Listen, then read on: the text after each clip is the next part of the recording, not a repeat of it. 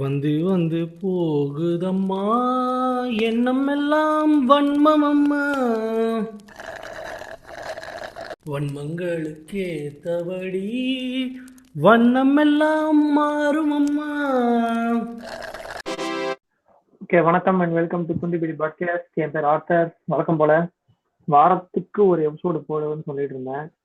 பார்த்தா 10 நாளுக்கு ஒன்று போட வேண்டியதாக போச்சு. ஓகே, நம்ம கூட லீவா இறங்கியிருக்காரு. வணக்கம். Hi bro. 10 நாள் ஆச்சா ப்ரோ? அவ்வளோதான். அதுக்கப்புறம் வேற யாரும் இல்லை, அவர் மட்டும் தான் இறங்கியிருக்காரு. இன்னைக்கு நம்ம டாபிக் என்னன்னு பார்த்தீங்கன்னா, நீங்களே சொல்லுங்க ப்ரோ, டாபிக் என்னன்னு. ஹாட் டாபிக்கா இன்ஸ்டாகிராம் எல்லா இடத்துலையும் பரவி கொண்டிருக்கிற பிளிப்பின் சம்பவம் ப்ரோ. விக்ரம் படத்துக்கு ரோஸ்ட் பண்ண ஒரு சம்பவம். அந்த சம்பவத்தை பத்தி நம்ம இங்க பேச போறோம். எப்பவும் நம்ம பிளிப் சொல்ற மாதிரி தான், வன்மத்தை உள்ள வச்சுக்காதீங்க, வெளியேற்றுங்கன்னு சொல்லுவாங்கல்ல, அதையே நம்ம ஃபாலோ பண்ணலாம். கக்கிரணும். படம் இவ்வளவு சக்சஸ் ஆகி இவ்வளவு பேர் வாங்கிட்டு இருக்கு, இந்த நேரத்துல தேவையில்லாம வச்சிருக்காங்க. ஏதோ ஒரு காரணம் படத்தை ஃபுல்லா பார்க்காம லோகேஷ் கனகராஜ் இன்டர்வியூல சொல்லியிருக்காரு, ஒரு ஒரு விஷயத்துக்கும் எக்ஸ்பிளைன் பண்ணி சொல்லியிருக்காரு. அது எதுவுமே கரெக்டா பார்க்காம இவன் ரோஸ்ட்னு சொல்லி அவனை பாடி ஷேமிங் பண்றது அது பண்றதுன்னு குழப்பி வச்சிருக்கான் போட்டு. அதுதான் இப்போ வந்து அவன் வீடியோவை நீங்க பாத்தீங்கன்னாலே தெரியும், அந்த ஒரு புது ஸ்பான்சர் எவனோ வந்திருக்கான். அந்த ஸ்பான்சரை காட்டுறதுக்காக ஒரு வீடியோ பண்ணணுமே அப்படின்னு சொல்லி பண்ணியிருக்கான். இப்ப ட்ரெண்டிங் டாபிக் விக்ரம் தான், அதனால விக்ரம் சும்மா ரோஸ்ட் பண்ற மாதிரி சொல்லி போடுவோம் அப்படின்னு சொல்லி ஒரு 15 நிமிஷம் அப்படியே அதேதான் இப்போ வந்து யூடியூப்ல நம்பர் 1 ட்ரெண்டிங்ல இருக்கு அந்த வீடியோ தான் எனக்கு தெரிஞ்சு. அப்படியே ப்ரோ? இப்பதான் ட்ரெண்டிங் வந்துச்சு, நம்பர் டாப் 5 வந்துருச்சு நான் பார்க்கும்போது கடைசியா. இப்ப கண்டிப்பா இதுக்கு வந்திருக்கும். அவனுக்கு காசும் சம்பாதிச்சான், வியூஸும் வந்துருச்சு, ஸ்பான்சர்ஷிப்பும் தக்க வச்சுக்குவான். ஆனா அவன் சேனலை தக்க வச்சுக்குவானா அப்படிங்கிறது தெரியல. போட்டு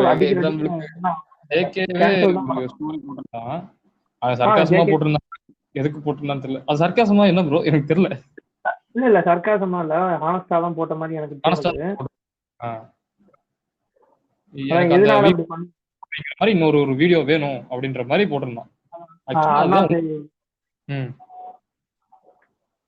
இந்த வீடியோ வந்து சாரி, வீடியோ கட் பண்ணிடுறேன். இந்த பாட்காஸ்ட் வந்து கம்மியா தான் இருக்கும் டைமிங், 8 நிமிஷம் மேபி 5 மினிட்ஸ் தான் இருக்கும்னு நினைக்கிறேன். அந்த இதுல நீங்க பாத்தீங்கன்னா ஒரு டைலாக் சொல்லுவான். அந்த ஜஃபீர் தானே அவர் பேரு, மலையாளம் ஆக்டர்.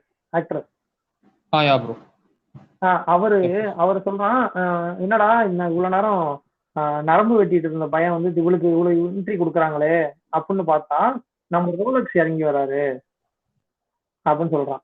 நீ உன் மூஞ்ச கண்ணாடியில பாத்திருக்கியா? நான் ஒரு மீம் பார்த்தேன், என்னடா கழுவாத டெல்டோ மாதிரி இருக்கான் இவன், பாதி வளர்ந்த காட்டு ஏப்பு மாரி இருக்கான் இவன் வந்து சூர்யாவை பேசுறானே அப்படின்னு சொல்லி பார்த்தேன்.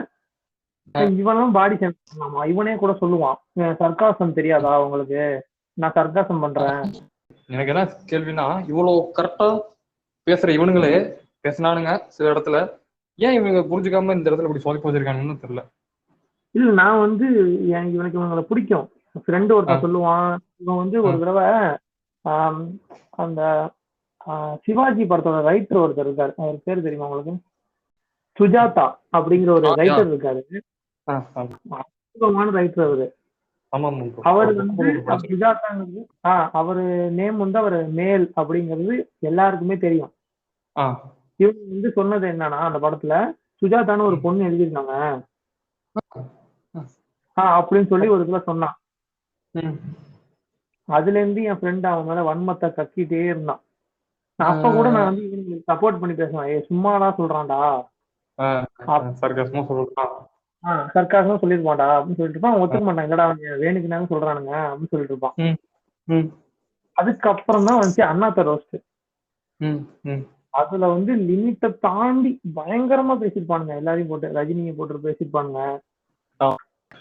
சரி, அதுல இருந்து அதுக்கப்புறம் அடங்கி கொஞ்ச நாள் வீடியோ போடாம இருந்தானுங்க. இப்ப வந்து விக்ரம் வந்திருக்கு. விக்ரம்ல கமலை கிண்டல் பண்ணிருக்கானுங்க, லோக்கியை கிண்டல் பண்ணிருக்கானுங்க, சூர்யாவை பாடி ஷேமிங் பண்றாங்க. எதுக்கு பண்றாங்க?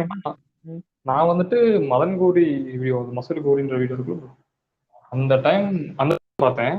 நான் அப்ப வந்துட்டு அதான் மதன் கோரி ஃபேன், ரொம்ப பயங்கரமான ஃபேன் தான். அவங்களுக்கு ஒரு ஃபேம் கிடைச்சிருக்குல்ல, அந்த ஃபேம் வந்து மிஸ்யூஸ் பண்ணி தேவையில்லாததெல்லாம் பரப்புறானுங்க அப்படிங்கறது தான் எனக்கு அவங்க ஓகே. அதான் வீடியோ, அந்த வீடியோல ஃபர்ஸ்ட் கொஞ்ச நேரம் வந்துட்டு அது இதுன்னு பேசிட்டு அந்த ஆடை பேசினானுங்க. அதுக்கப்புறம் அதுதான் இவனை வச்சு கொஞ்ச நேரம் பேசினானுங்க, ட்ரக் டீலரு அது இதுன்ட்டு. அதுக்கப்புறம் அதான் திருப்பி பாடி ஷேமிங் பண்ண ஆரம்பிச்சிட்டானுங்க. இப்போ வந்து இது எதனாலடா நீங்க பேசிட்டு இருக்கீங்க ரெண்டு பேரும் அப்படின்னு கேட்டீங்கன்னா, நீங்க கேட்டுட்டு இருக்கிறவங்க ஒரு 30 பேர் கேட்பீங்கன்னு வச்சுக்கோங்க, தயவு செய்து அந்த வீடியோ போய் ரிப்போர்ட் அடிங்க. ஒரு கைண்ட் ரெக்வஸ்ட், ரிப்போர்ட் அடிங்க. நான் நல்லாதான் சார் பேசிட்டு இருந்தேன், வாழைப்பழ மாதிரி பேசுவான்ற மாதிரி நல்லாதான் பண்ணிட்டு இருந்தானுங்க. என்ன ஆச்சு நீங்களுக்கு? அதான் ப்ரோ, ஸ்பான்சர் வந்துருச்சு, நான் இப்ப பேசியே ஆகணும். என்ன இருக்கு அப்படியே தேடுது. விக்ரம் நல்ல பயங்கரமான டாபிக். அதான் அவங்களுக்கு தெரியும்ல, கேட்டா நம்ம இப்படி சொல்லிக்குவோம், வெளிநாட்டுல எல்லாம் ரோஸ்ட் பண்றதுல எவ்வளவு நார்மலா இருந்துச்சு தம்பி, இங்க எல்லாம் எல்லாத்தையும் பண்ணணும். ஆனா அவனே சொல்லியிருக்கான், நல்ல படத்தை மட்டும் தான் நாங்க, எனக்கு பிடிக்காத படத்தை நாங்க ரோஸ்ட் பண்ணுவோம்ட்டு. ஊருக்கே முடிக்கிற படம் பிடிக்கல இல்ல. இப்ப நான் உனக்கு கேக்குறேன், இப்ப வந்து அவனுக்கு கண்டென்ட் தானே தேவை. நெஞ்சுக்கு நீதி படமும் நல்லா தான் இருந்துச்சு, நல்லாதான் இருந்துச்சு. கமெண்ட்ல போட்டிருந்தானுங்க, நிறைய பேர் போட்டிருந்தானுங்க, அடுத்து நெஞ்சுக்கு நீதி படத்துக்கும் ஒரு ரோஸ்ட போட்டு விடு, அங்க இருந்து நாங்க கிளம்பி திருப்பி உனக்கு வந்து வன்மத்தை கொட்டுறோம் அப்படின்னு போட்டிருந்தானுங்க. இல்ல நெஞ்சுக்கு நீதி போட வேண்டியதானே, ஏன்னா உதயநிதி வந்து இப்போ இதுல இருக்காரு, அதுக்கு பயந்துட்டு போட மாட்டான். அதுவும் இல்லாம நம்ம குருபாய் இருக்காரு பாருங்க, அவர் பயங்கரமான யூபிஐ. அப்படி அவரு? ஆமா, அவர் பயங்கரமான டிஎம்கே. அதனால அதுக்கு பண்ண மாட்டேன். ஆனா இங்க வந்து நல்லா ஒருத்தன் படம் எடுத்து முன்னாடி வரான், அவனை போட்டு இது பண்ணுவேன். இதுக்கு இதை விட ஒரு குருபாய் இருக்கான்ல, படம் வந்தப்ப ட்விட்டர்ல அப்ரிசியேஷன் போஸ்ட் போட்டிருந்தான். எதுக்கு ப்ரோ? நெஞ்சுக்கு நீதிக்கா ப்ரோ? விக்ரம்க்கு ஸ்டோரி போட்டிருந்தான். எப்படி ப்ரோ? பாசிட்டிவா போட்டிருந்தாரா இல்ல நெகட்டிவா போட்டிருந்தாப்லையா? படம் நல்லா இருக்கு ப்ரோ, நல்லா இருக்குன்னு. அப்ப பாருங்க, சர்வீஸ் தான். அப்ப அவன் சொல்லிதான் நீ செய்யற அப்படின்ற மாதிரி. அதுதான் இப்ப ஸ்பான்சர் வந்திருக்காங்க, என்ன பண்றதுன்னு தெரியல. சரி வச்சு பேசியிருப்பாங்க. அதான் இப்ப ஒண்ணு இல்ல ப்ரோ, நீங்களும் நானும் பேசணும், கண்டென்ட் இல்ல, என்ன பண்றதுன்னு தெரியல. இப்போ வந்து நம்ம வேற கண்டென்ட் வச்சிருந்தோம், வரவங்க போறவங்க எவனும் வரலன்ட்டான். அந்த மாதிரிதான் எவனும் பண்ணிருக்காங்க எனக்கு தோணுது. ஏனும் போறவங்க வன்மத்தை கொண்டு விட்டு போவாண்டா அப்படின்னு சொல்லிட்டு ஆரம்பிச்சிருக்காங்க. டாபிக் எடுத்தோம்ல, அதே மாதிரி அவனுக்கு ஸ்பான்சர் கிடைச்சிருச்சு, இதை நம்ம போர்ட்ரேட் பண்ணியே ஆகணும். எப்படி பண்றது? நல்ல ஒரு பதில். ஏன்னா நம்ம வந்து இந்த கண்டென்ட் யோசிச்சதே 2 மினிட்ஸ் முன்னாடி தான். சரி, இது இறுதியா என்ன சொல்ல வரோம் இருக்கு அப்படின்னா, என் பாயிண்ட் ஆஃப் நான் சொல்றேன், நீங்க ஒண்ணு சொல்லுங்க.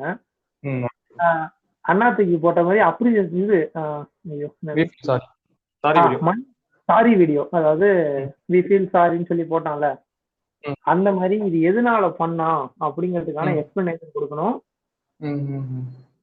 அதுதான் என்னோட முடிவு. இப்போ வந்து அவன் எக்ஸ்பிளனேஷன் வீடியோ அதுக்கு ஒன்று போடணும். இதுக்கு அடுத்த வர வீடியோல இது மாதிரி அவன் பண்ணாம பாத்துக்கணும். அதுதான் எனக்கும் அதேதான் ப்ரோ. நான் ஃபர்ஸ்ட் வீடியோ பார்த்துட்டு வந்தோடனே யோசிச்சேன், நமக்கு மட்டும் தான் அப்படி ஃபீல் ஆகுதா இல்ல எல்லாரும் இதை நார்மலா எடுத்துக்கிட்டாங்களா அப்படின்ட்டு. அப்புறம் பொம்மை வாங்கிக்கோன்னு சொல்லிட்டு ஒரு இன்ஸ்டாகிராம் பேஜ் ப்ரோ, அவனே போட்டிருந்தான், பர்சனலா எனக்கு கொஞ்சம் அஃபர்ட் ஆயிருக்கு அப்படின்னு சொல்லிட்டு. அப்புறம் ஜேகே போட்டிருந்தான், சரி ஜேகே சர்க்காசமா போட்டிருப்பானோ அப்படின்னு சொல்லிட்டு யோசிச்சுக்கிட்டே இருக்கேன். அப்புறம் வேட்டு பார்த்தா எல்லாரும் ஏதோ போட்டிருக்காங்க. ஆக்சுவலா டிஸ்கார்ட் சர்வர் இருக்கு, என்ன ப்ரோ? டிஸ்கார்ட் ஜேகேவோட டிஸ்கார்ட் சர்வர்ல வன்மம் கக்கிட்டு இருக்கானுங்க பசங்க, எல்லாம் சண்டை போடுறானுங்க உள்ளார. ஒருத்தன் வந்து ஏதோ சொல்றான்னா, இது மாதிரி அவங்க சர்க்காசமா தானே பண்றாங்க அப்படின்னு ஒருத்தன் சொல்லிட்டான். பயங்கரமான போர் போயிட்டு இருக்கு உள்ளார. நானும் பிளிப் வீடியோவே ரசிக்கிறவன் தான், நானும் பிளிப்போட ஒரு நல்ல ஃபேன் தான், அதையும் சொல்லிக்கிறேன். நானும் சொல்லிக்கிறேன், நானும் பார்த்தேன் வீடியோலாம். ஆமா, நானும் ஒரு வீடியோ அந்த பார்த்து அஃபண்டே ஆகாம ரசிச்சவளதான். அதுக்குன்ட்டு எல்லா வீடியோக்கும் ரசிச்சுக்கிட்டு இருக்க முடியாது. அதேதான், நீ தப்பா போனா சொல்லலாம் செய்வோம். இதுக்கு அழகான ஒரு எக்ஸ்பிளனேஷன் வீடியோ டாக்ஸிக் ஃபேன்ஸ்லயே சொல்லிட்டோம். வேற போன எபிசோட் கேளுங்க, வியூஸ் கம்மியா இருக்கு லிசனிங். ப்ரீக்வல் மாதிரி அங்க கொஞ்சம் விஷயம் சொல்லிருப்பாரு. அதை கேட்டு வந்து ஆமா இது வந்து ஒரு ஸ்பின் ஆஃப் டாக்ஸிக் கரியரோட ஸ்பின் ஆஃப். ஆமா அது மாதிரி இவ்வளவு பேசிட்டு நாங்களே வந்து சொம்பு தூக்க முடியுமா அப்படின்றதுதான் கேள்வி. அதேதான் ப்ரோ, எல்லாமே ஒரு இடத்துல போயிட்டு எல்லாமே எவ்ரி திங் இஸ் கனெக்டட் மாதிரி தான் ப்ரோ. அதேதான். Okay bro. எனக்கும் அதேதான் ப்ரோ. எனக்கும் அந்த வி ஃபீல் சாரின்ற மாதிரி ஒரு வீடியோ எக்ஸ்பிளைன் பண்ணி ஒண்ணும் இல்ல, நீ நேரம் உனக்கு தோணி இருக்கும் ஐயோ போச்சு திருப்பி ஒரு கான்ட்ரவர்சி ஆகுது அண்ணாத்த மாதிரி அப்படின்னு உங்களுக்கு தோணி இருக்கும். இந்த மாதிரி ஒரு கேவலமான டாபிக் எடுத்தது உங்களோட தப்பு அப்படிங்கறத நீங்க ரியலைஸ் பண்ணி ஒரு வீடியோ போட்டா போதும். போட்டு அதுக்கப்புறம் இந்த மாதிரி வீடியோ போடக்கூடாது, அவ்வளவுதான். இந்த மாதிரி வீடியோஸ் நீங்க ஃபியூச்சர்ல தவிர்க்கலனா நான் இதுக்கப்புறம் 3 பேரோட வருவேன் உண்மத்தை கேட்கறதுக்காக. இன்னும் இந்த இது நிக்காது. ஏன்னு கேளுங்க, ஏன்னா எங்க மூவி ஆலோசகர்ல 6000 ஃபாலோவர்ஸ் வர போறாங்க, எல்லாத்தையும் கூட்டிட்டு வந்து இறக்கிடுவோம். ஆமா 6000 பேர் வர போறாங்க. Congratulation bro. பேசலாம்னு சொன்னா அது கூட கண்டென்ட் இல்ல. ஆமா எங்க எங்க எங்க எங்க எங்க கைஸ் கரெக்டா இருந்துக்க. ஏய் உனத்தாடா மொட்டை சரியாரு வரட்டா.